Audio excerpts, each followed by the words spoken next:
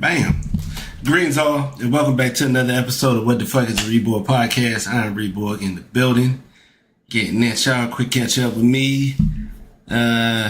Still weird around here without boy, but outside of that, I'm cool, chilling. You know, my favorite saying, work is work. Shout out to Righteous Hydration. I was doing some shit earlier and I was like, I ain't want to open up no fresh bottle and I won't done with this one yet.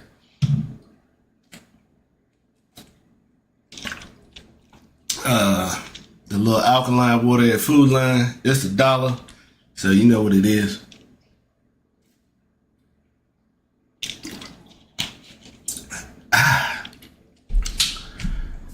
Ooh.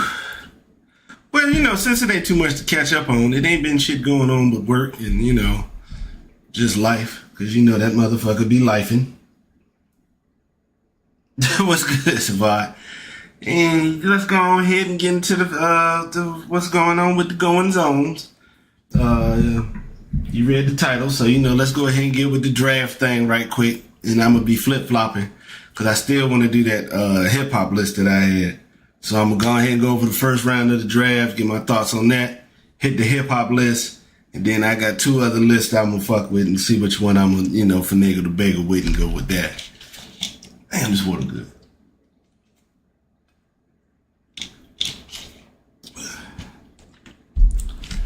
We got playoff basketball going on. You know who I've been having the most playoff basketball talks with? My mom. Because I go see my mom about 2-3 times throughout the week. And, hey, she be locked in, man. You know, she ain't doing else at the little convalescent home. So she just chilling, watching the fuck out of basketball. She was disappointed to see Wemby get hurt. She laughed at the Nuggets for getting their ass whooped. She said she didn't watch Cleveland and Toronto because she was like, she just ain't got no interest in it. But let's go ahead and go over this draft real quick. First pick, the Raiders pick what's the nigga name? Fernando Mendoza. I thought he was all Latino, but he's like half white, half Cuban. You see his moms and his brothers and stuff like that. You know what it is. Like I said before, because we already knew what it was going to be. You knew he was already going to get picked. I mean, it's cool. Not who I would have picked, but yeah. Next, he had the Jets and the number 2 picking David Bailey, pass rush out of Texas Tech. He put in some work, but I'm a little leery on that shit. Little football history. It's always a player from back in the day that set up the position to be important. Lawrence Taylor firmly submitted that pass rushers would be one of the top 5 paid positions on the football field.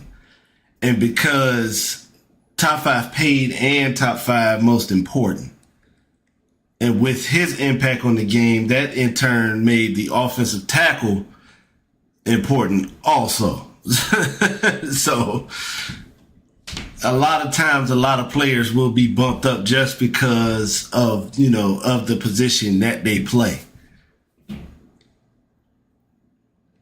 And let me go ahead and preface this right now.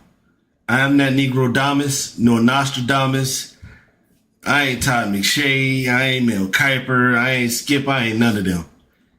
If I'm not high on a player and he does well, congratulations to him. I don't mind saying I thought you weren't gonna be all that and you was. I ain't got no problem with that. I'm not that type of person. But I'm not gonna be in your face like, oh, I was right about this one, because we never know. All right. I thought Lawrence Phillips was gonna be good. You want to look up Lawrence Phillips. It's more interesting than me actually telling the story. But shout out to David Bailey. I mean, I wouldn't have picked him, but the Jets need whatever they can get at this point. So there it is. Jeremiah Love going to the Cardinals at 3. They say running back is, you know, is not as an important position as it used to be. But with him going 3rd and as many yards as, you know, they've been getting in the, like, not this past season, but the season before, running back, it still is an important position. I wouldn't have picked him at 3 because I'm going to be honest. It's been running backs who have been drafted after him that I thought were better coming out of school. But he is a good back. I will give him that much. He is a good running back. He can do everything. And when it comes to offensive players, it really don't matter. If he ain't got no line, I don't give a fuck who it is. All right, number 4, the Titans bulked up their offense to help Cam Ward by picking Carnell Tate. I like Carnell Tate. Deep passing threat. Can get the jump ball. Steve Smith, who does extensive research on wide receivers during the draft process, put up a nice little tidbit and said in his whole career at Ohio State, he never got called for a holding penalty. So that means he either can block his ass off or he don't block shit. So, I mean, hey. And if he didn't block shit, it would definitely be on the tape. But, I thought that was a nice little tidbit, and with them, trying to update running game, ain't got no problem with that. Number 5, the Giants pick Arvell Reese, and they have already stated that he will be an off-ball linebacker. Thank you so much. He's not a pass rusher. He can blitz from a linebacker position, but for you to put his hand in the dirt and for you to just keep having him, you kind of taking away from his other abilities. And number 6, Rambo hated this pick. The Chiefs grabbed Monsieur Delane. And shout out to the draft and his peoples, because I was trying to figure out the whole time where that name came from. And, he's Muslim, and his family Muslim. Is the late his mom and his sisters had on the garb and all that stuff. So, and then his father, I think his name was Janafu or something like that. Yeah, they Muslims. So shout out to him. I mean, I don't understand trading away. What was the name of that corner they traded? The light-skinned dude. Damn. Traded him because they didn't want to pay him. And then you grab Mansour, and then what the fuck if he gets good? But then you're going to have to pay somebody sooner or later. You keep being good. At number 7, the Commanders picked linebacker Sonny Styles out of Ohio State. Good linebacker, athletic linebacker. That guy can hoop. And to have him learn under Bobby Wagner could be some nice shit. I like that pick. This was one of the best picks for real in this early part of the draft. Next, the Saints took Jordan Tyson, wide receiver out of Arizona State. The Saints need anything they can get and when healthy, and that's a big win. That's a big if. When he's healthy, he can get shit done. But he's been hurt every season he's played in college football, so you never know. Maybe with better training. Well, no, not really, because the Saints, that whole everything in New Orleans is hurt. So, hey, we shall see. At number 9, the Browns put some effort on the offense and drafted Spencer Fano, tackle out of Utah. Big mauler, he can do his thing, good tackle. Same thing with the Giants at number 10, picking Francis Wongwai, tackle out of Miami. Both of them are big, strong, fast motherfuckers in the mold of Penei Sewell. You get the technique down, you can get a nice offensive tackle for the next 10 years. If the footwork isn't enough, you can get a nice guard, damn near Pro Bowl caliber guard for the next 10 years. So, number 11, the Cowboys picked safety Caleb Downs out of Ohio State. What I did not understand is we have spent the whole college football season and the pre-draft season talking about how he was the best player in the draft. And how did he fall to 11? I think it's a good pick for the Cowboys. The offense was stir-fried shit last year. So, and when grabbing a player like that could play in the box and over the top can really help. Next, the Dolphins picked Caden Proctor, offensive tackle out of Alabama. Big, giant motherfucker. I can tell you that right now. Athletic and all that shit. They're going to have to do their job to make sure to maintain the weight. But it's a good pickup for Malik Willis as the new quarterback, to give him a nice little, if it works, a nice little bodyguard of him at left tackle. Next, the Rams picked Ty Simpson. And I will be honest, this is the most interesting pick of the first round. Not just because I didn't think Ty Simpson would go this early. If you go and listen to when Sean McVay talked to him on the phone, this was not a Sean McVay pick. And Sean McVay did not want him there. I ain't even gonna lie. He didn't even look happy to be talking about it. When they interviewed him afterwards, like, I don't know. This is the owner pulling his weight on that one. But we shall see. This will be interesting. Next, the Ravens grab Ola. I ain't even gonna try that whole first name of it. Ola Vivega Ioni, offensive guard at Notre Dame. Another big ass Samoan that got picked up, boy. He's a big ass offensive guard, man. He be putting motherfuckers down, man. He is the physicality at his utmost. And then once again, I think the Ravens picked up. The Ravens just be doing this shit well. And as far as the draft goes, man, they do the draft very well. Next, the Buccaneers pick Ruben Bain to help out with that defense. If you haven't look when Ruben Bain got drafted. Ruben Bain was reportedly supposed to be drafted anywhere between 2 and 10 before that incident came out with the car accident and stuff like that. Also with the short arms. And go back and look when he got picked. He was pissed. He was hot. He was mad as shit that he fell in the draft. So maybe it'll be like the fuel he needs to get it done. I'm telling you right now, it ain't. The teams in the NFC South ain't that good, so he could put in some work early. Shout out to the U. Next, the Jets, who need anything, pick Kenyon Sadiq, tight end out of Oregon. This is the big athletic motherfucker for real too. If he can get a quarterback to get him the ball, it could be some effective shit to go on. Next, the Lions at 17 pick Blake Miller, tackle out of Clemson. Just a big grader because it wasn't Tyler Decker. He either retired or getting ready to retire. And to find a replacement now, Blake Miller's, he is all right. I ain't got no problem with him. At 18, the Vikings pick giant defensive tackle Caleb Banks out of Florida. This dude's like 6'5", 330, giant dude. And a lot of people didn't like the pick because he didn't put up wow in stats. But I'm telling you this right now, as somebody who watches football, the Vikings defensive coordinator, Brian Flores, grabbed this man so he can eat up space and take up extra blockers so he can make that, so he can put pressure on the outside. It seems like a good pick to me. Next, the Panthers tried to help out Bryce Young a little more and grab Monroe Freeling, tackle from Georgia. A big athletic dude. Like I said, man, when it comes to most of them, I'm not one of them people who like to blame the player because this is football. And my saying in football goes, everybody's got to be on point. If the coaching ass, I don't know how much better the player going to be. He got to be an exceptional individual for him to get past ass coaching. So, do your damn job and you can end up making something happen. But I like them grabbing the tackle for this. At number 20, the Eagles picked Mekhi Lemon, receiver from USC. I ain't gonna lie. Philly been drafting well too. Just as long. They have been drafted just as long in this many years as Baltimore has. Usually somebody that can fit, they're going to grab 2 or 3 starters, maybe even 4 out of each draft. And this one is crazy. With him in the slide, and you can move him and Devontae and switch them up and stuff like that. And I'm going to be honest, I don't know how much longer A.J. Brown going to be there. Next, the Steelers grab Max. I can't pronounce that name. I hear Ocker.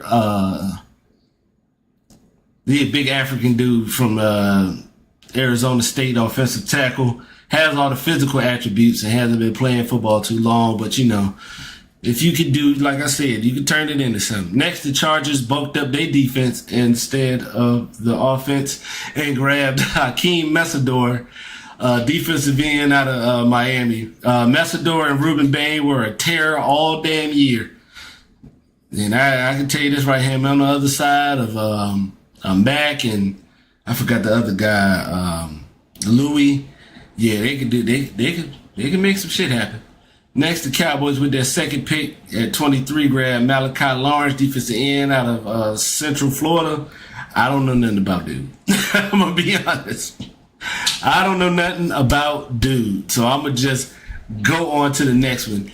Next, the Browns at 24 pick KC Concepcion from Texas A&M. Excuse me, very fast. Very athletic. Could be a game breaker, but does have problems catching the ball from time to time. I don't like that shit as a coach personally, but you know, hey, that's on them. Next, the Bears at 25 grabbed Dylan Thiemann, safety from Oregon, very athletic. I want to say he was at Purdue and he wanted to prove himself on a bigger stage, and he did do a good job at Oregon. And with as well as the defense is, the Bears defense and offense are both growing up so at the same time. So it could be the help that they need at that spot in the secondary. Next, the Texans at 26 grabbed Keelan Rutledge, a guard out of Georgia Tech. Good guard, man. This guy's good, man. They won't have to, it's not a lot. He know how to do his job. Who the fuck the Cowboys picked shit? They picked twice. They picked the dude I didn't know, and they grabbed Caleb Downs, who I thought was one of the best players in the draft. For those who don't know, that's my best friend Dose. And then in 2003, in the Eli Manning draft, I'm gonna bring it up every year. I don't give a fuck if you've already heard it. You gonna hear it again. I was at his crib, and we was getting ready to watch the draft, and this is the Eli Manning draft, and it was at a commercial. And nobody had picked anybody yet. And his dad busted in the crib and walked in the living room. And the first thing he said is, "Who the fuck the Cowboys picked?" And we just busted out laughing. It wasn't like they, because it wasn't like they had the first pick. Dallas was. Let me look and see how far away that draft. How far away was that pick? How far away was the pick? It couldn't have been 03. That's Carsonius. So it was 2004. My bad.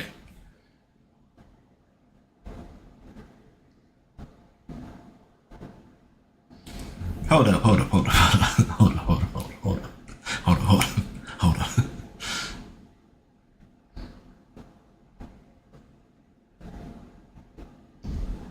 Okay. Dallas had the 22nd pick. And they traded it with Buffalo to get Buffalo traded with Dallas to get J.P. Losman. So the Cowboys didn't even have a first round pick that year. Yeah, OGs ain't got no filter. You see him online all the time. It ain't no filter, bruh. My dad had a little bit of a filter. Like your Linwood was a little bit more raw than my pops. My pops he really wasn't trying to cuss like that. Your pops, he ain't let a whole lot fly, but you gonna hear one for sure. But the next pick, the Dolphins at 27 grabbed Chris Johnson, cornerback out of San Diego State. A lot of people were high on this guy, and due to off-season pre-draft workouts, he kind of worked himself into a first-round jump. A lot of people liked him and said he was a great one-on-one guy. Man, he played at San Diego State, man. I don't know, man. So I just have to wait and see. I saw him like a couple of times, but it's kind of different. Next at 28, the Patriots grabbed Caleb Lemieux, tackle from Utah. Not as athletic as Fano, but still a good tackle. They do a great job at the offensive line, tight end, linebacker, the front seven, and at Utah. Well, they did, but the coach is gone here in Michigan. But that's a good pickup. It's because you gotta figure like they gotta bulk up the offense to match that defense. Next, the Chiefs pick Peter Woods, defensive tackle out of Clemson. Peter Woods, for the longest time, up until the end of the college football season, was pegged to be a top 10 pick. The talent is there, but, Clemson was kind of, they weren't as good as people thought they were going to be. And I think with him working beside Chris Jones and Spagnuolo, shit could get funky. And the Jets, with their third pick of the first round, traded up to get Omar Cooper, wide receiver out of Indiana. I can tell you this right now. If you got a decent quarterback, he can make some things happen. He had the catch of the year in college football with the tappy toes at the end, the game-winning catch to beat Penn State. So, if you can, get him the ball, some things could happen. Next, the Titans at 31 pick Keldrick Falk, defensive end out of Auburn. Big, fast, athletic, man. Hey, I think Robert Saleh could do some things with him because I trust Robert Saleh with a defense anytime, man. Anytime. And last pick of the first round, pick 32, The Seattle Seahawks, the defending champs, picked Jadarian Price, running back out of Notre Dame. He was a good back, but unfortunately, he had Jeremiah Love in front of him. So, he don't have as much wear and tear, and you're going to get a fresh back. He could, come in and supplement Kenneth Walker. And, hey, he could do some things, man. You just saw how effective Kenneth Walker was in the run game. So, maybe something else could, come from that, if you will. Okay, that's the draft. I enjoyed the draft. This, this is like the Christmas season. Like from March to May, from like March to June is kind of like it's a Christmassy feel for me because this is the most wonderful time of the year. In March, you got the pre-draft shit going on. And then you got March Madness. In April, you got the end of the March Madness. Baseball is starting in full swing. NBA playoffs, the Final Four, hockey playoffs getting ready to start. It's a lot of shit. Then you got the draft. And then me personally, I love the high school basketball all-star season. I watched the McDonald's game. That was good. The Hoop Summit game with his USA versus the world. That was good as shit. The Iverson Classic, I want to say, is next weekend. I don't think I'm going to make it. And then, what was the other one? The Jordan Brand game. I'm going to be honest with you. The Jordan Brand game was ass. Not because of the players, but the way they set the damn game up was like they had like the court was on a spotlight and the crowd was like dark. So you couldn't even see the crowd, and it was just, man, just make this shit regular, man. Light up the whole damn arena so we can watch this basketball game, man. Shit, fuck wrong with y'all? But outside of that, it's just a great time. Joyous, just enjoyable. Having a good time. The basketball playoffs in full swing. There's some good series going on. The hockey playoffs is going on. That shit is going good. Baseball, they doing shit. I'm loving Ellie Dela Cruz figuring out at the plate. And Stewart, the rookie third baseman for the Reds. There's a lot of shit going on early in the season, so we shall see as shit goes on, how it's gonna go and shit like that. So next we gonna get into this hip hop list. This is IMDb's top 100. He modified it 6 years ago, so it might be some younger dudes that he don't be in here. I don't know if I'm gonna get to 100. I'm gonna go until I don't feel like doing it no more. And we only 23 minutes in, so you know what I'm saying. First they got this ain't my list. This is not my list. This is not my list. So whatever they got the number at, argue with your mama. Put this shit up here with Moken 0810. Leave all that shit for him. I'm just going through the list, telling you what I enjoy about each one of them, songs and albums that I fuck with. All right, we got Jay-Z, Jigga Jay-Z, fuck with Reasonable Doubt, Blueprint. Blueprint 2 was good. Not as good as Blueprint 1, but I still liked it. And production-wise, it was fucking good as shit, too. The Black Album. Oh, yeah, I forgot Volume 1 and Volume 2. I fuck with them. I ain't gonna lie. Holy Grail was ass to me. It was mid as shit. And I love 444, too. I really like that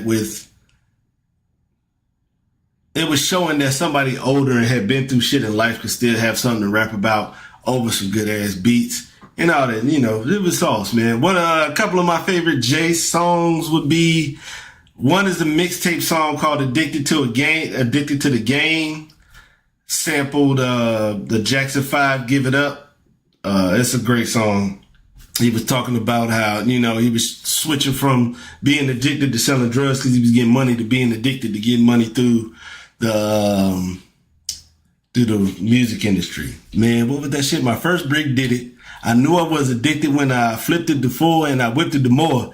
And it's like the streets call you. How could you leave after all we done for you? Who else would employ you? I made you feel royal. All you needed was some oil, some water, some baking soda to make you hover. I'm done off the power. I'm fresh off the feeling. And I can't stop. I can't stop dealing. I'm addicted to the game. The streets keep calling my name. I need that shit. Love Girls. where I'm from. You know how the game go. I mean, it's Jay, so all of them was supposed to be like super mainstream album. For real. Pump It Up freestyle was crazy. That was fucked up what he did to Joe. That was fucked up, but it was fire. And shout out to Joe for giving him a response. You know, it kind of fucked up his career, but he showed he showed some gumption. Next, we got the Notorious B.I.G. He only got 2 albums. I do not count the Biggie duets. And I don't count that, I forgot what the other one was, but Big, the masterful rapper. If you enjoy Jay, you're going to enjoy Big. Jay learned a lot of shit from Big. And when it come to life after death and ready to die, I love Who Shot You. You know what, since I ain't got all that up here right now, let me go on here and, go through my Apple Music and shit while I'm looking. Finger too damn greasy. My shit was slipping. All right, we got Who Shot You. I always loved the What with him and Method Man. Dreams, I'm just playing dreams with fucking an R&B bitch. Yeah. Sky's the Limit is my shit. Yeah. Notorious Thugs. I got a story to tell. I love the dough. Yeah, that's just my shit.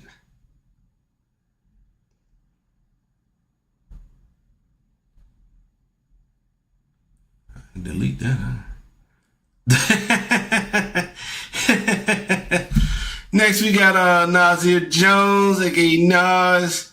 I'm one of them people who enjoy It Was Written more than Illmatic, but I think Illmatic is like a perfect hip hop album. I think it's like a perfect album, period.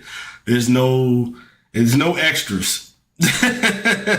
It's cut and dry. That's what the fuck it is. Amazing lyrics over amazing beats, one damn feature, and that's just what it is. And I appreciate them for it. I really do. Cause that shit is sauce, man.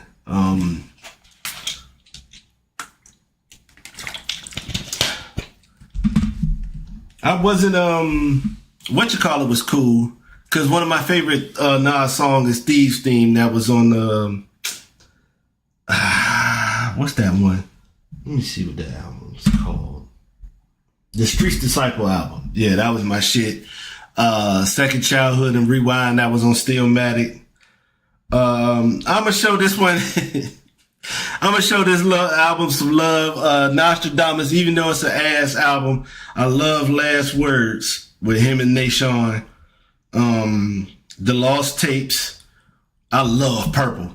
On the Lost Tapes album, Purple, when he talking shit about Diddy, that beat is so fucking crazy. I love that. Drunk by Myself was the shit. Don't forget The Message and Affirmative Action. Yeah, man, that shit was just fire, bro. Very, we talking about some real, like some crazy ass lyricists right there on that 3. Next, we got Tupac. Energy personified.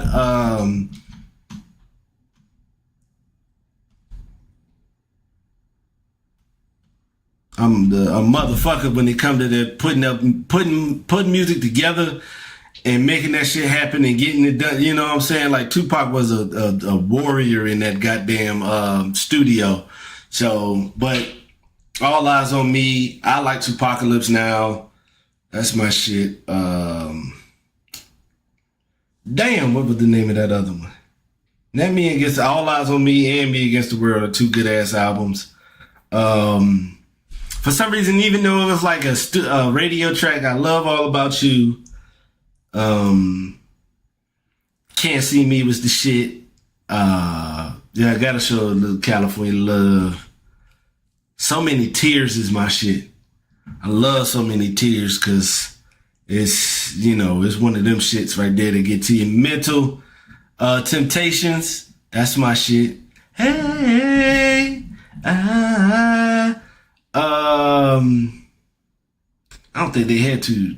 I forgot because one of my favorite ones was If My Homie Calls, talking about how he was going towards the the music game and his homie was still in the street, but if he ever needs him, he's there for him, plain and simple. So, you know, that's it's one of those things, man. I fuck with it, man. Energy personified, man. And I ain't even gonna lie to you, man. He kind of, you know, I ain't trying to see nobody get the fuck up out of here, but think he could have been like really crazy as an actor because he was a hell of an actor. Like he killed it in Juice. He killed it in Bullet with Mickey Rourke. He was the villain in Above the Rim. Like he stood out. Each movie he was in, he stood out. Gridlock with Tim Roth was good. That's one that a lot of people didn't see. Oh, I can't remember the one with Jim Belushi where there was cricket cops. I forget that one all the time. But shout out to Tupac, man. Next we got Eminem, Marshall Mathers. That's a motherfucker. The Marshall Mathers LP. That's my shit. What was Encore has Mosh. That's a fucking great song. I love Mosh. I love Drug Ballad. That was the Marshall Mathers LP. The first one was the Slim Shady LP. So, okay, the Slim Shady LP and the Martha Mathers joint are my shit. But I loved Drug Ballad. What's his name? Don't Give a Fuck and Still Don't Give a Fuck is my like, I'm trying, yeah, Just Don't Give a Fuck is my shit. That's one of my favorites for real, for real. Next we got Rakim Allah, and I'm gonna tell you this right now. As you can see, as it says in the first sentence, second sentence, still the first sentence because it's a comedy. Rakim first exploded onto the New York scene in 1986 with the iconic Eric B.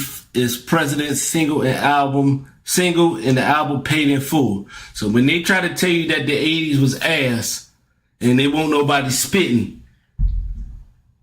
I counter that with Exhibit A.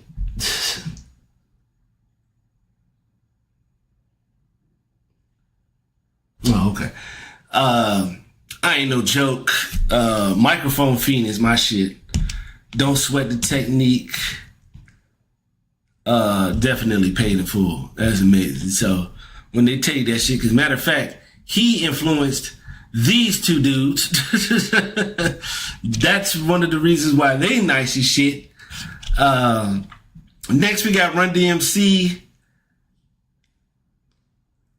Cause I don't know, yeah, this is another one. Cause Walk This Way is the shit. Rock Box was the shit. Damn, was that the Rock Box? What you? King of Rock, Sucker MCs.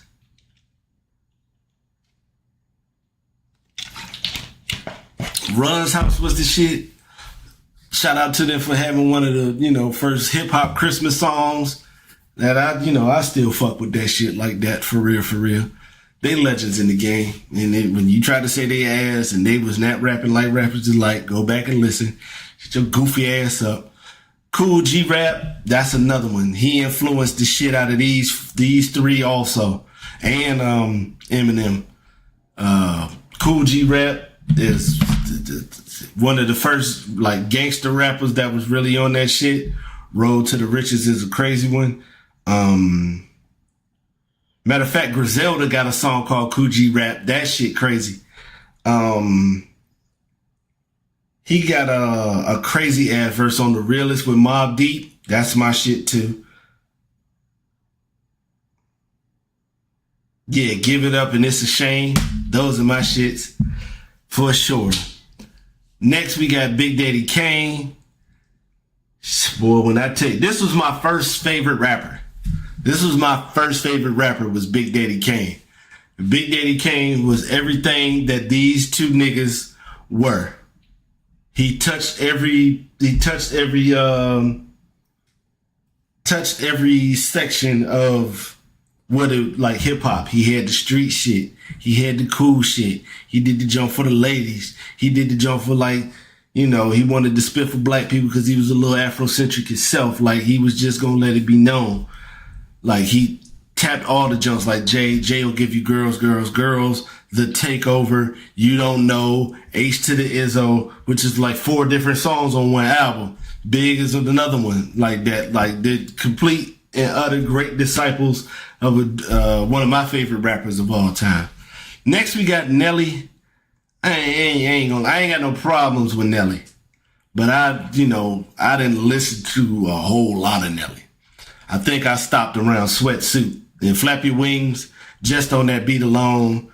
Hot in Here. I'm gonna tell you this right now. He gotta have one of the top 10 best-selling hip-hop albums ever. He got to, cause he sold the shit out of that Nellyville. Oh, that shit slapped. Matter of fact, let's Nelly. That nigga named Cornell. Cornell. Nigga, your name Cornell. Alright, country grammar, cause I know I fuck with some of these. St. Louis was my shit. Yep, I did. Holla at me in St. Louis. Yeah, that was my shit. Ride With Me was cool. EI for sure. Batter Up was my shit too. Cause I was a Murphy Lee fan for real. And they went in on that one. Yeah, I fucked with it for sure. And Nellyville had hits upon hits too. What do you got? Hot in Here. Pimp Juice. He was feeling this up on Pimp Juice. I ain't gonna lie. He was feeling this up. He was on the Rock the Mic remix. Yeah, that was cool. Dilemma was a big ass hit. Air Force Ones was cool because they was definitely doing their thing on that one. Let me see what was on that one. Sweatsuit there. Yeah, Flappy Wings was my shit. I don't remember Tilt Your Head Back like that. And what was on Suit?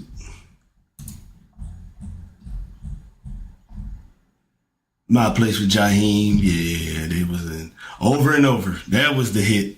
Yeah, that was the big hit from that album. Okay. Next we got Andre 3 Stacks, one of the best to ever do it. The Outkast albums. I'ma just stick to the hip hop, so it will not be all the praise in the world to The Love Below, because they only rap like 2 or 3 times on that. But I'm gonna go, I'm gonna keep it strictly Outkast right now. I will fuck it up.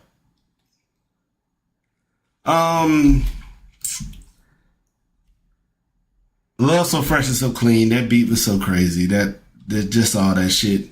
The reprise of Players Ball is my shit. Southern Player Listed Cadillac Music. His voice on Hollywood Divorce. Him, Wayne, and Big Boy went the fuck in on that one. Elevators. Love Elevators. AT Aliens. Chokify. My favorite one from them probably would be Aquemini. Yeah. I got a lot of Aquemini up here. With the art of storytelling, Spodiodopolis is Angel, Chokify, Mamacita, it's him and I, Aquemini. Next we got Tariq Trotter. I don't know why the fuck you would have like everybody's rapper name up here until you get to goddamn Black Thought. Nobody knows this nigga by his name for real. Like, come on, man. He ain't trying to make it seem like Questlove wrote this shit. But 12 Tariq Trotter is Black Thought from the Roots. Supreme lyricist. Got them bars for days. I love them. Hot Music is my shit. You Got Me. I love You Got Me. With Eve, with that freestyle up there. Erica on that, hold up, man. Matter of fact, I don't think that was that Eve? And that's the good thing about Ghetto Pod, man. You can just do this shit, period. I know I'm about to say, y'all show some bullshit first. Things Fall Apart, yeah. The Next Movement was my shit. Yeah, it was Eve. All right, I was just making sure. And shout out to Scott Storch for producing that. That shit was amazing. But You Got Me is my shit. They was spitting up there. It was on some real spill. He put an album out recently with Danger Mouse, maybe in 24. He killed that. His feature game is crazy. He nice as a motherfucker, man. Get with it or get gone. Next we got Drake. How you gonna have when you don't put Aubrey Graham up here? But you got Drake. Probably I Enjoy Views. Thank Me Later. Damn, I can't. What was the first one? Damn. Because my favorite is definitely So Far Gone. That's my shit. Yeah, Thank Me Later. Okay.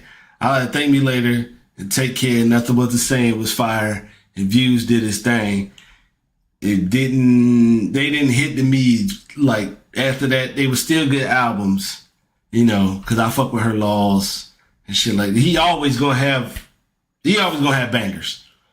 He's figured out the game as far as hits go. He can spit. There ain't no need to argue that shit. He can rap like a motherfucker. And you know, when you master one of those difficult things like beat selection, it can only be up for you. But like So Far Gone was my shit though. That was really my shit. The R and Drake mixtapes was cool. What was the joke? Comeback Season. Yeah, dude, hold up, man. I know they gonna try to play the Room for Improvement was cool. Yeah. But Comeback Season is a good ass fucking it's a good ass mixtape. I ain't like that they did him like that. Oh, if you're reading This Is Too Late was considered a mixtape. Oh, okay. But So Far Gone was my shit. Like, you know, Houston, Atlanta, Vegas, Lust for Life. Let's Call It Off was cool. That's my shit. He really didn't fit on the song, but you know, he did his thing on ignorant shit. You kind of didn't really need him on a little bit, cause like a lot, kind of like I already did that shit. It was good on Unstoppable, Uptown, yeah. Congratulations, yeah. Bria's Interlude is my shit too, yeah. That's my shit, that Bria's Interlude. Yeah, I know the Iceman. I'm gonna listen to it because I've listened to all his albums, but I ain't like everybody. I ain't, you know. Oh my God, he's coming back. Hey man, I ain't. Drop it when you feel like it, sir. I will give it a listen, and I just give you my jokes, and that's it. Unstoppable was cool, but this is a couple of them. Like I like the original song a little bit better. He had a song called Prestigious with Mickey Fax and Travie McCoy from Gym Class Heroes. That's fucking fire. But he got so much different shit. Like one of my favorite songs from him is Since Way Back with Party Next Door, and that's an R&B jump, but he got some shit for you. Please don't type that type of shit. Next we got Scarface. One of my personal favorites, definitely Mr. Scarface, Back to Diary, The Word Is Yours, My Balls and My Word, The Fix. I love Mary Jane, Smile, In Cold Blood. Got to shout out Guess Who's Back, because Kanye really helped with that, with him getting reaching a bigger market with the Fix album. Loves his work with the Ghetto Boys. Mind Playing Tricks on Me is still one of my favorite rap songs of all time. It was like a hip hop horror movie. The hip hop horror movie was my shit, but Mary Jane was my shit. Smile, I Never Seen a Man Cry. Like Scarface really will have you in your thoughts for real. Next we got Andre Young. I really wouldn't put him, I can understand why you would put him up here, because in my opinion, he's not my favorite producer. That would be Dilla. But I think he is the greatest producer. I think he is the greatest hip hop producer of all time. To go from NWA all the way up to Kendrick with The Recipe, that's a long ass fucking time. And he's been dropping shit the whole time. From producing the NWA albums to Doggy Style, what's the name of this shit? The Chronic 2001, still giving people shit. Dr. Dre. Andre Young, the nigga they say I look like, especially back in the NWA days. Shit, I was just talking to Hall the other day, that Out of Control beat with 50 and Mobb Deep. That's a Dre beat. Like, everybody try to come along now. That's one thing that's kind of like lame and shit about like the internet age and shit like that. They wait till you done already solidified yourself to come back and say silly shit like, well, he ain't that great of a producer. And there's other people. There may be some people better than him because I got Dilla as my favorite. But you can't deny this man's impact, man. You can't. Rap wise, I ain't really.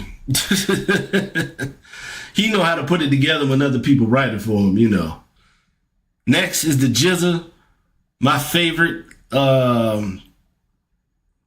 This is my second favorite member of the Wu-Tang Clan, but he has the best solo album, in my opinion, of the Wu-Tang Clan with Liquid Swords. It made me feel comfortable knowing that there was niggas from the hood that was just as nerdy as I was about shit. And it was like, okay, it opened up a whole new bag, and it made me more comfortable within myself growing up when he put out that fucking amazing album. Like, the GZA is my dude.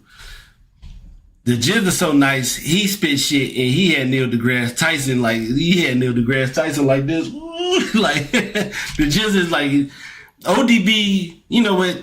ODB was my favorite from the Wu, but it ain't totally got to do with hip hop. I love the character. I love the persona and all that shit ODB had, because he just didn't give a fuck. And don't take that the wrong way. It's not just not giving a fuck like he gonna like take a shit in the middle of the street and nothing like that. No, but he's going to do what he wants to do, and I always respect that about people.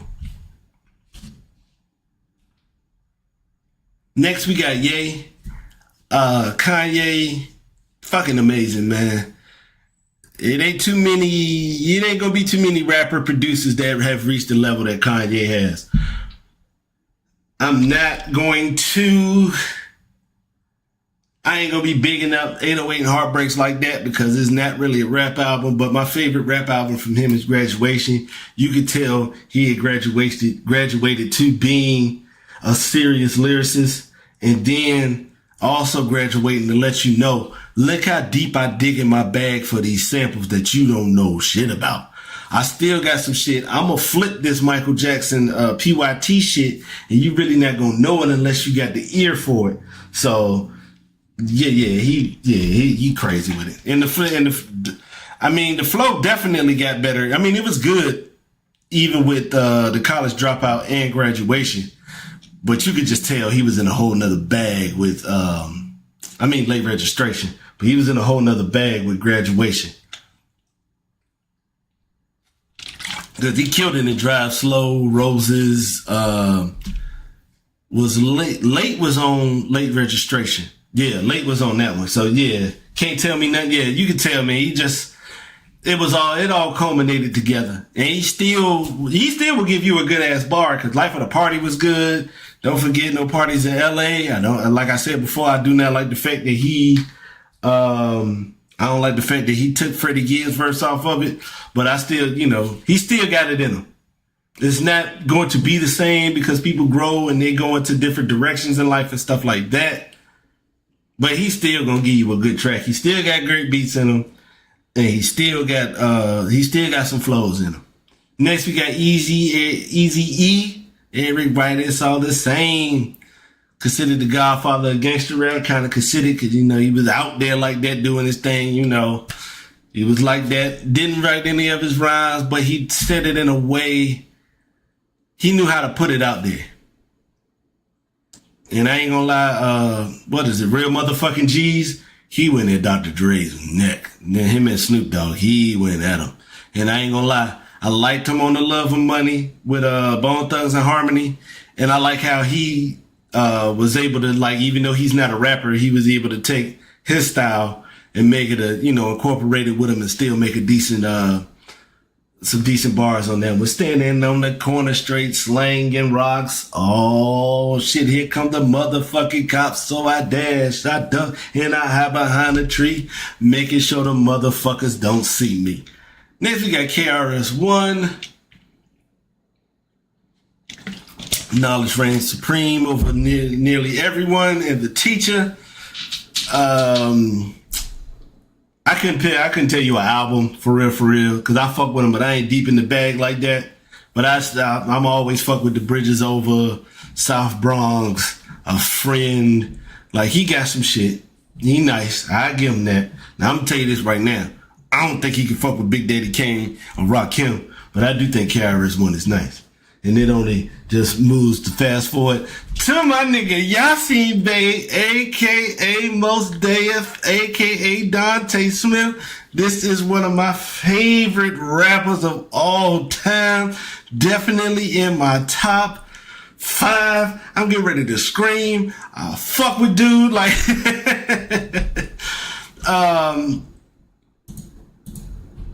let me go on here. Cause I got some motherfucking. Cause I know a lot of people some people, especially some fucking idiots, will be like, well, you gotta be looking shit up. You should not. If you know me, if you know me, you know it's a whole lot of fucking music that's up here.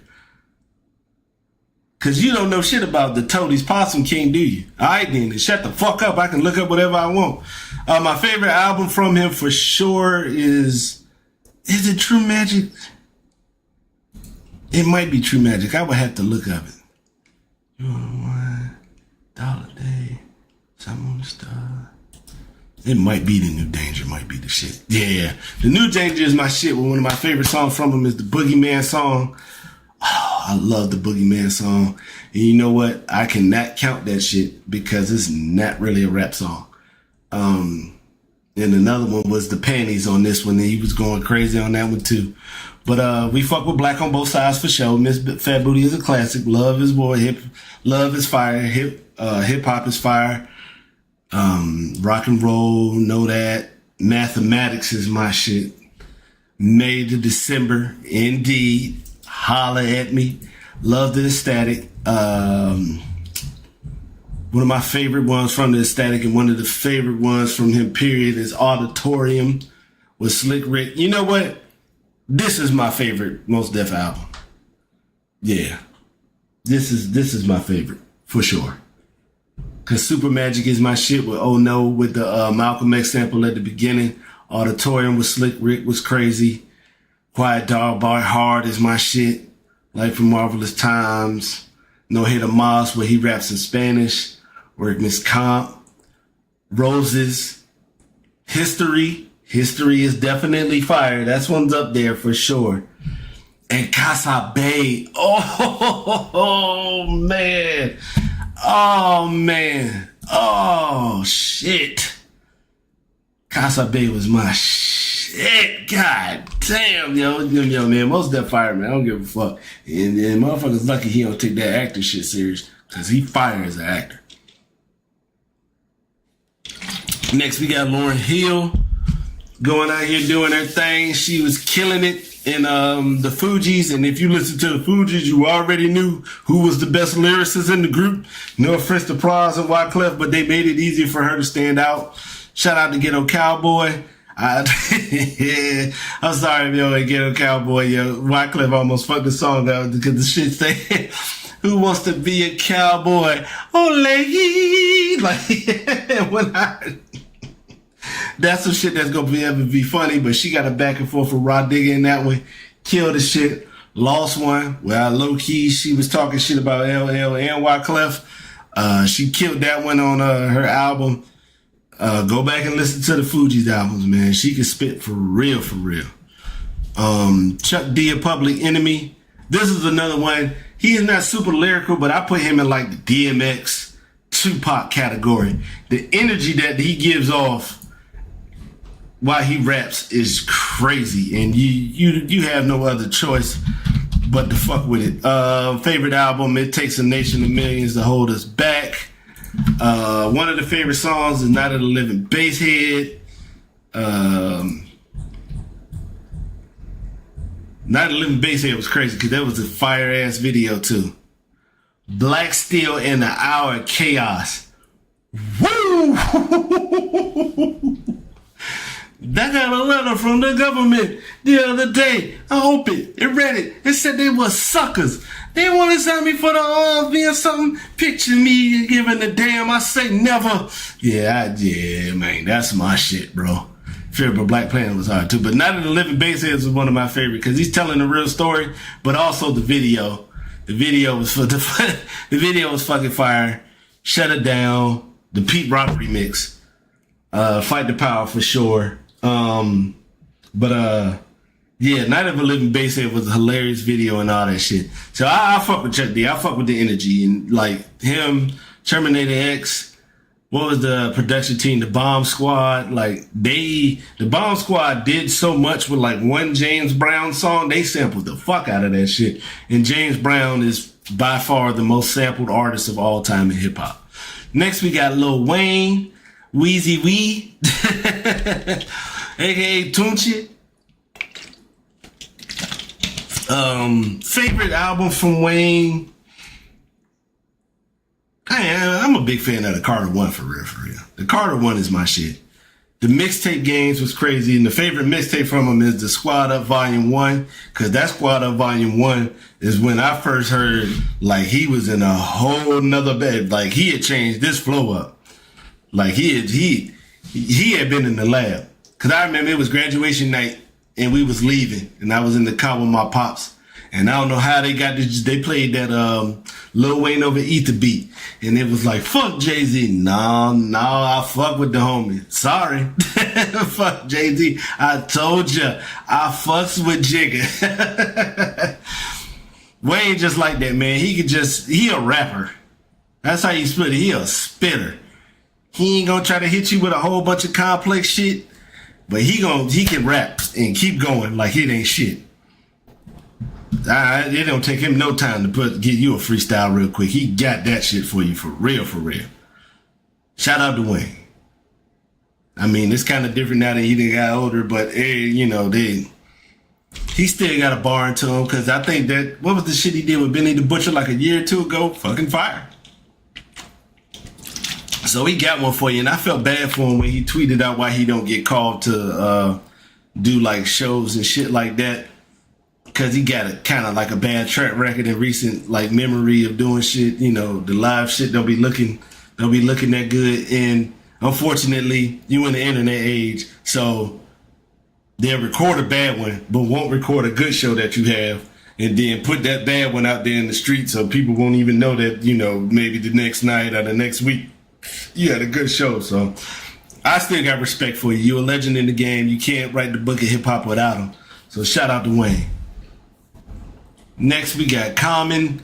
Common nice as a motherfucker, man. He don't get the respect that he deserves either as a rapper. He put in that work. Now, a lot of people will say, because, he got that monotone voice, but Common be spitting. B is another hip-hop album that's damn near perfect. He was spitting, and Kanye... I don't know who told him I don't know what influenced him to get in a Dilla bag for B and Find It Forever, but he kind of lost his shit on that one.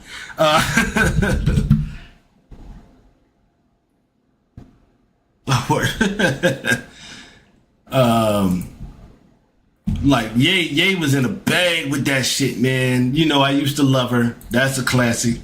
Resurrection, nah, that ain't it. One Day It'll Always Make Sense. Retrospect of Life with Lauryn Hill was fucking crazy. Remind Me was good too. Yep. Like Water for Chocolate was good. This one when he was fucking with the Soulquarians with all them and all that stuff, man. The Light. You can't pass up with The Light is fucking great. Ghetto Heaven with Macy Gray was good as a motherfucker too. The Sixth Sense. Yeah, because you can see he's with all the Soulquarians, like D'Angelo, Slum Village, Bilal, Mos Def, Jilly from Philly, Black Thought, so he was in that bag at that time. Electric Circus, Iron Music with Jilly from Philly is my shit. Come Close with Mary. Shout out to Pharrell, boy. You was in your bag, boy. You was in your bag, boy, with that one. I like that one for real. That was your shit. Soul Power was good as a bitch too. Yeah, Iron Music with you. Yeah, that was my shit. B B was amazing, man. What an amazing. It's Your World Part 1 and 2 almost brings a tear in my eye because he's telling such a real fucking story. And at the end with the kids telling you what they wanted to be when they grew up, man, it was, man, that's some real spill right there, man. That was good. And this is another one. This is another one like Illmatic. Not a lot of fluff. Only 11 tracks. He gets to it quick. He give you the intro with the dude on the bass. Boom, doom, doom, boom, doom, doom, boom, doom, doom, boom, doom, doom. He give you that fire ass intro, one of the best intros. The corner was the shit. Go was kind of like, you know, that you gotta put during that time. You gotta put something out there for the radio. Faithful to the End was fire. Testify, people love Testify. Kanye, you did your thing on that fucking sample there, dude. Love Is, Shy City, The Food, what you did on Chappelle's Show, Real People. Yeah, he was in that shit. But I ain't gonna lie. For those who did not listen to this album, because Finding Forever is like a part 2. Because The People was good, Drive Me Wild, I Want You, Will I Am, got a breakdown at the end of this goddamn album, man. Whew. So fucking fire. Southside with Kanye, because this is right around that time Kanye was in that bag. You Black Maybe, So Far to Go. Break My Heart was cool. Break My Heart was, oh yeah, oh, you don't break my heart. Lots of love to give. Forever Begins was good, because it was kind of like a goodbye letter to Dilla. Misunderstood was fire. He even got some shit up here on Universal Mind Control, which a lot of people didn't really fuck with. Punch Drunk Love was cool, but Punch Drunk Love got a remix that is fire. Yeah. Make My Day with CeeLo was cool. The Gladiator. Woo! That's another one that you wouldn't expect a joint like Pharrell to be producing, but The Gladiator, yeah. If you don't know, man, you need to go back, man. Yeah. Yeah. Comment like that, bro. I'm sorry. Next, we got Slick Rick the Ruler. I cannot lie. I used to have battles within myself about who was better between him and Big Daddy Kane. But once Slick Rick got arrested, it kind of made me easier to pick Kane. But this was like, I used to just listen to, I'm just listening to the music. I'm not, what they got on may be cool. Because, I thought the Adidas tracksuits was cool from Run DMC. Rakim had some crazy ass fits too. But when it came to the drip, I still think Slick Rick is one of the drippiest rappers of all time. The fits was fucking crazy. He rocked his Kango like nobody else. The jewels was crazy. The 2 gold PP7s, oh man. And when he rapped, the ultimate storyteller, his flow was impeccable. Oh man. You know how you can listen to rappers, you can listen to music and you can be like, oh man, I could do, you could think you could do some shit.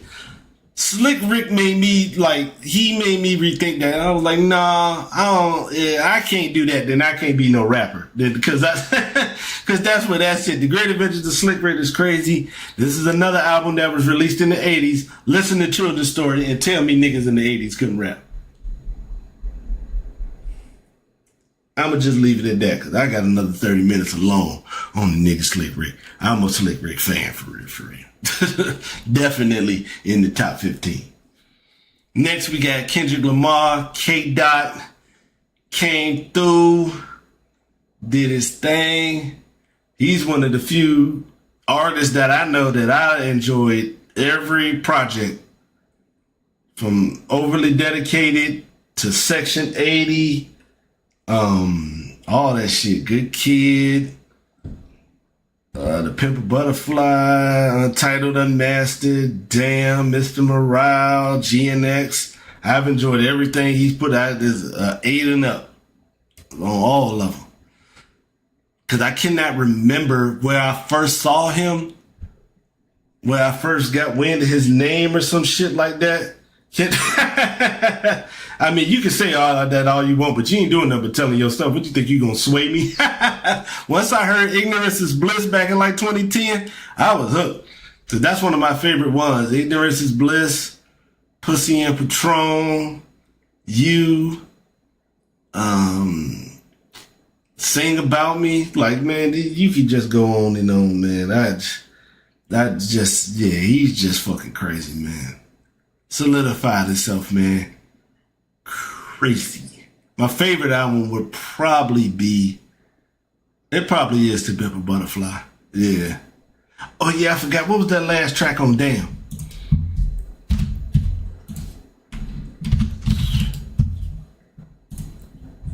Cause that one was crazy. Duckworth, okay, that's what it was. Duckworth.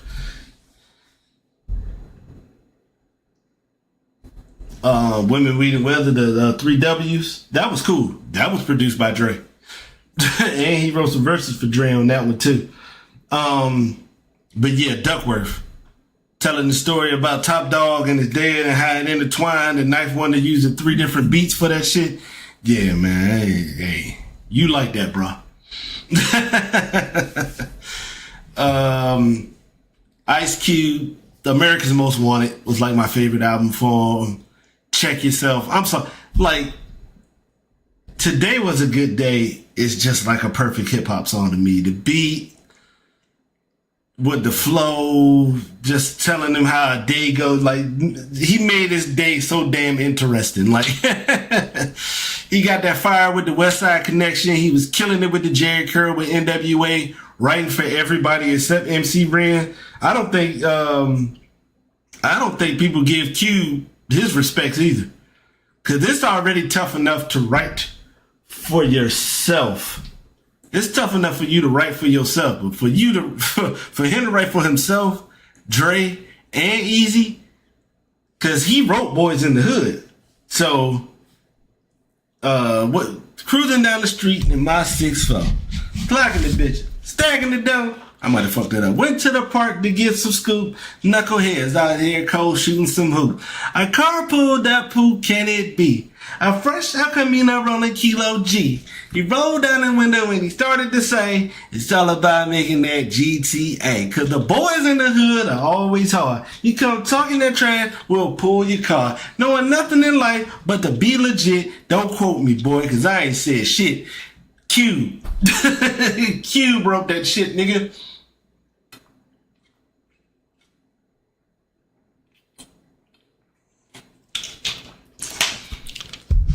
Nice as a motherfucker. And then they try to tell you that bullshit about, well, he won't really know gangster, man. Shut that bullshit up, man. That motherfucker can rap. The songs was fire. He did his thing. Broke out and went solo and fucked the game up. And I ain't even gonna lie. No Vaseline, probably the top one. I've discussed this before. People say hit him up. Tupac only gave you one verse and then the talking shit at the end. The Outlaws make that song mid, the regular as fuck. I only give Hit 'Em Up like an 8, and that's out of respect for Tupac. No Vaseline, that's a 10. Next, we got Pharoah Monch, another personal favorite. Internal Affairs, Get the Fuck Up Is My Shit, The Light, Right Here, Body Baby, that was on the PTSD album. That one. He got a lot of shit, man. He was nice. Even when he was with, what's the name of that group? It won't Hieroglyphics. Cause I was getting ready to spell it like Pharaoh for real. Was Body Baby on this one? Was that on War? Nah, that was on PTSD.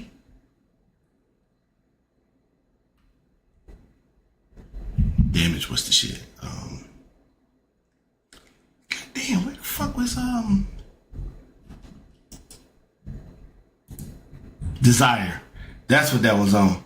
Cause Desires it was fire too. With Showtime, who sound like Casey and JoJo, like Casey Haley from Jodeci. Yeah, Body Baby was on that one, and him and Mr. Porter produced it. That's Eminem Boy. Hold On was the shit too. But this Internal Affairs was the shit. I heard what was that shit called? Simon. I heard Simon Says, and I went to Sam Goody. And I was on that shit. Cause Simon Says was my shit. Damn, he produced that too. That's crazy. Cause Rape is Good, Hell is Good, No Mercy. It's right here up there. Is it a bonus track? Or is it Queens? One of them two. And The Light was the shit too. The Truth. Yeah, he was killing it with them Raucous Records features too, man. Pharoah Monch nice as a motherfucker, man. I take that. Next, we got my nigga Snoop Dogg, aka Calvin Broadus. Yes, sir. It might have been. What's it? The Doggy Style is like my favorite, but I also fuck with the Dog Father, The Last Meal, Rhythm and Gangsta, the Blue Carpet Treatment. Yeah, Snoop got some shit.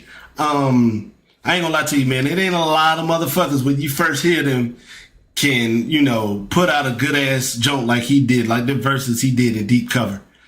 He killed that one. I even loved his compilation joint where he had the label, the Doggy All Stars, with him, Cocaine, Latoya Williams, Superfly, E. White. Ooh. Yo, E. White was a little nigga from the east side, from Snoop Dogg hood back at the beach. That nigga was nice. Ooh, what was that track on that jump? Dodo. Yeah. What that nigga say on that shit?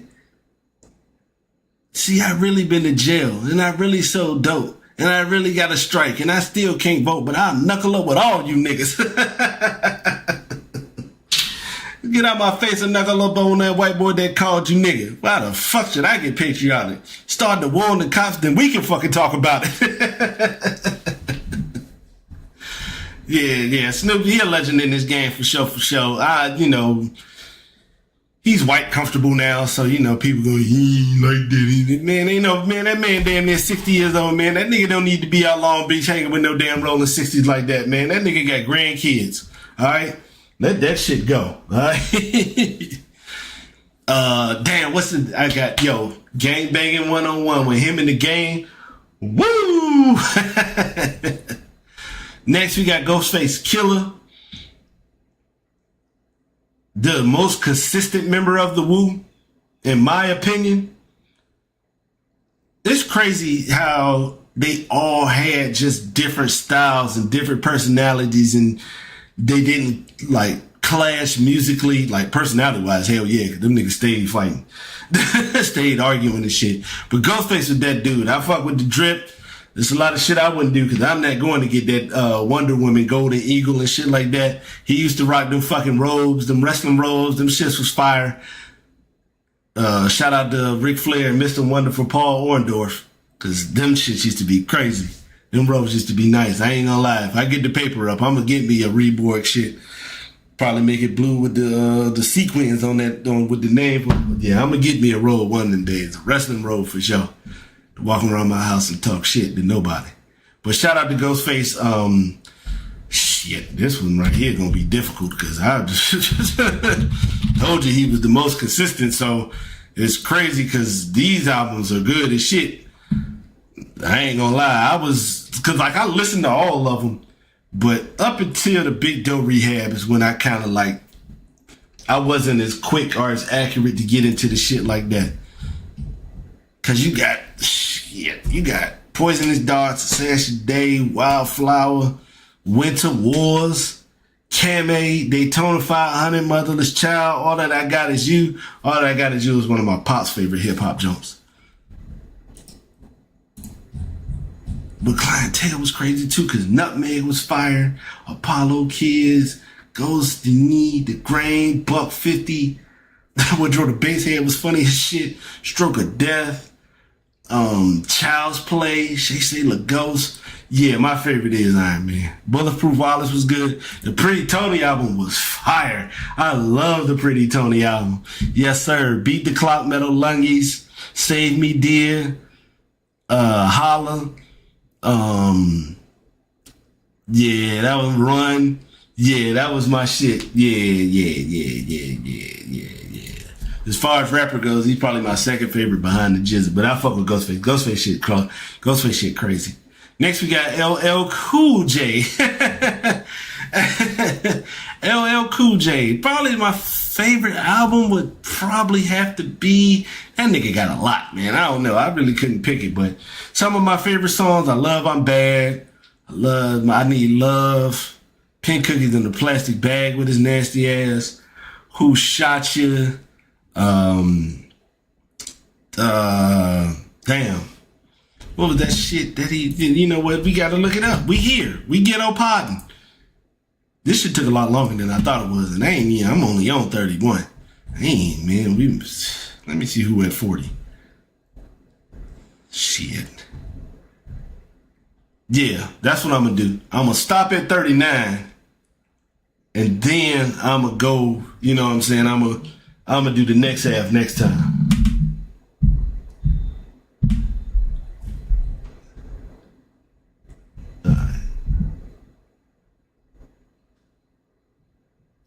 Somebody was at the gate. I had to take care of that. Let me look at the LL. Around the Way Girl was fire. That was my shit too. I loved Around the Way Girl. Yeah, I'm Bad. Radio was the shit too. Walking with a Panther, I don't understand it. Cause going by to Cali, Big Old Butt, the Jingling Baby, that was my shit. Yeah. I don't know why it was named after that. Mama Said Knock You Out was fire too. Booming System.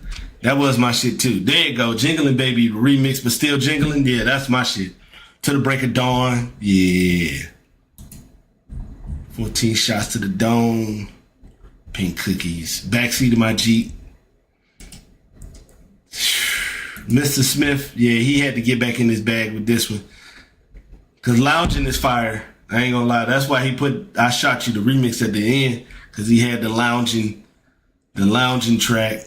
And then he had Hey Lover and shit like that. But this album here, Phenomenon, is when shit went bad for LL.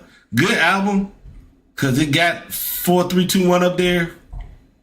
I didn't pick that as my favorite because I like everybody else better than LL on the shit. Like, this is one of my favorite DMX verses of all time. But yeah, this song right here, and of course, it was produced by Diddy. And he must have had something to do with that nasty ass video too. I'm not gonna go on a bad note on that one, LL. I'ma leave you be my brother. You are still a legend in the game. Congrats on the Rock and Roll Hall of Fame and all that. Next we got 50 Cent, who kicked in the door with the art of getting robbed and showed that he had the perseverance to make his shit. My favorite album from him, I'm sorry, it's gonna have to be Guess Who's Back, the mixtape. That was my shit. I love Ghetto Quran. 50 Shot You.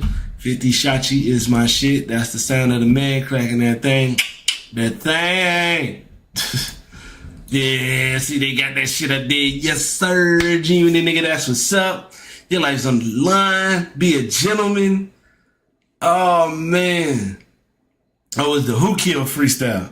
We ain't getting money, sell weed. We gonna sell coke. If we can't sell coke, we gonna sell dope. If we can't sell coke, we gonna sell X. If the niggas don't buy the X, then we gonna sell text. Yeah, that was the Who Killed freestyle. Yeah, that was my shit. Yep. This is my favorite shit from him, for real, for real. 50 Cent is The Future was fire. Yes. That was fire, but that's kind of like a G Unit mixtape, for real, for real. Get Rich or Die Trying.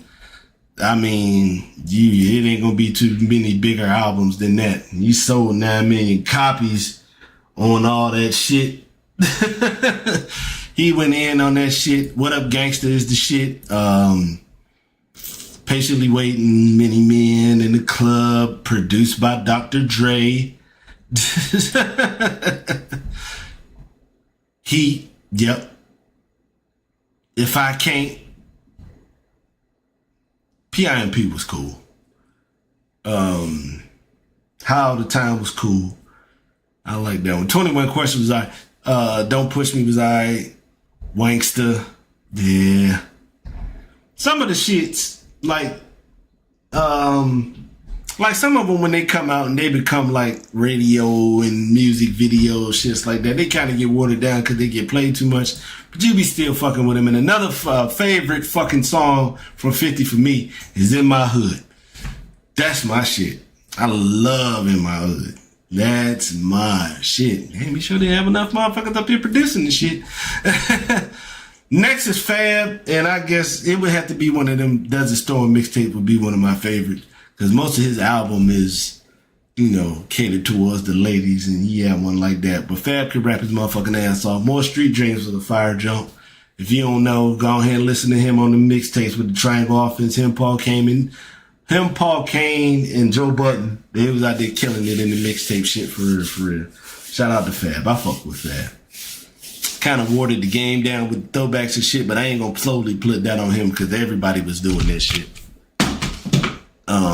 Next we got Ludacris. Favorite album might be the second one, but Luda definitely got some bangers, and one of them, one of my favorites, Child of the Night. I love that. Him and Nate Dogg, great fucking song. Of course, What's Your Fantasy? I'm a nasty nigga, so I fucks with it. Ho, Southern Hospitality. That's Fat Rabbit was good too. That Fat Rabbit. That Fat Rabbit. What's that shit? Southern Hospitality is another one. Yeah, yo, man, Fred, you a motherfucking nigga. Roll Out is my favorite. my mama loved Roll Out. Saturday was my shit. Yeah. Chicken and Beer was fire too. Yeah. Cause Stand Up was good. Shout out to Kanye. Splash Waterfalls was good. Diamond in the Back. Screwed Up. Pussy Poppin'. Holes in My Room. Yeah. Real Light District with Child of the Night is my shit though. I love that shit. Get Back in number one spot was cool. Blueberry Yum Yum, now let's get high. The Potion by Timbaland.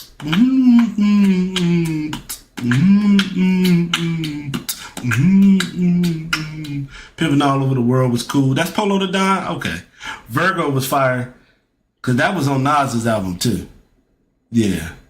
Virgo was cool. Matter of fact, I was straightening up the house earlier and that shit was playing.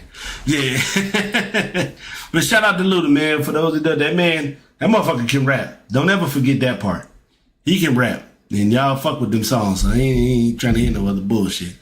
And last but not least, because I'm going to say the rest of this shit, and we well past the hour, we got Method Man. Favorite album is To Cow.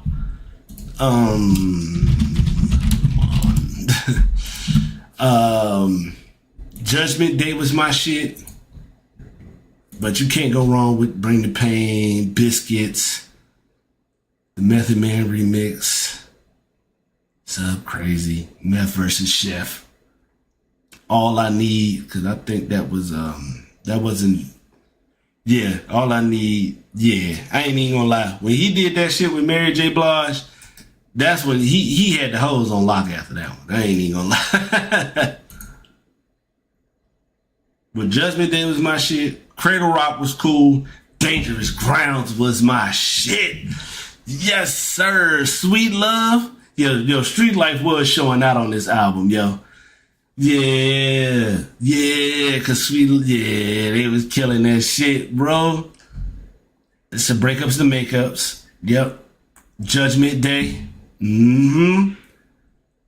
There's where the skit at? Not the Donald Trump skit.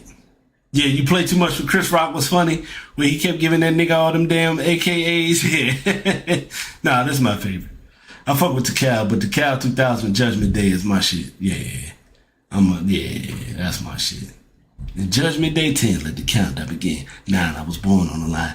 8, took the head off a snake. 7, behold, I'm giving. 6, ain't no love for the rich. 5, on this war for the poor. 4, puppies live by the sword. 3, plus 60 degrees. 2, for the black and the blue. 1, for the sun.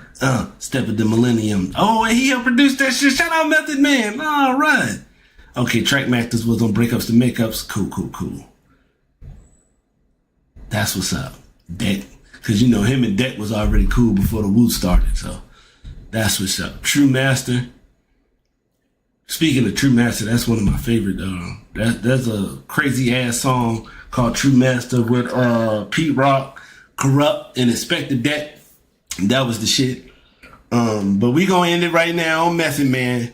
We shall be back. As you can see, we got what white people call Redman. We got Redman next, and that's another personal favorite of mine, the Superland. You know, I ain't gonna get into it. Y'all just show y'all black asses up next weekend. But we still got more to go. Alright? Cause there's a couple of motherfuckers I ain't seen, and I won't go end this list until I, you know, it did at least 5 or 6 personal favorites. So I will most definitely catch y'all next week. We're gonna continue this list. We got a sports video game shit that I want to get into. We're gonna talk about some more about what's going on in the playoffs and shit. I really wanted to get to this hip hop list first. But we gonna probably do about 20 more people from this, the sports game list, and then we got a sports movie shit that we gonna get into next. And then after that, I might save the sports movie one and might do the fighting game shit like I wanted to. But it's, you know, it's all types of shit that can go down up in here. This is a Ghetto Pod. Once again, thanks everybody for coming out, watching the show. Like, comment, subscribe, tell a friend to tell a friend. Much love and appreciation to everybody. And I'm going to let y'all know right now. Spread the word. Let it be known. It's a Q&A episode coming up soon. So gather your questions together so you can go ahead and ask your boy what you want me to, you know, what do you want to hear from your boy? Just another joke. There's 3 people in here. One of them me, so it's 2. But I'm going to let people know again next week. And I might even just put just a regular YouTube video on my phone just to let people know. The Q&A episode is coming soon. I like doing those. I don't try to do it a lot. I try to, you know, it was like once a year. But, you know, life be lifing. But I'm going to try to get back to one because I ain't did one in maybe like 2 years. So once again, much appreciation to everybody. Much love. Much love to everybody and respect. You know, I can't thank y'all enough, man, for just coming by, asking about the show, leaving the like and leaving a comment, even asking if I did the shit, even if you don't watch it. It don't matter to me, man. I'm not pressed about that shit. I still got love for y'all. You still the homies and all that other shit. And I'll chop a motherfucker block off for you. So much love and appreciation once again, man. I'm going to catch y'all again next week. Be easy. Be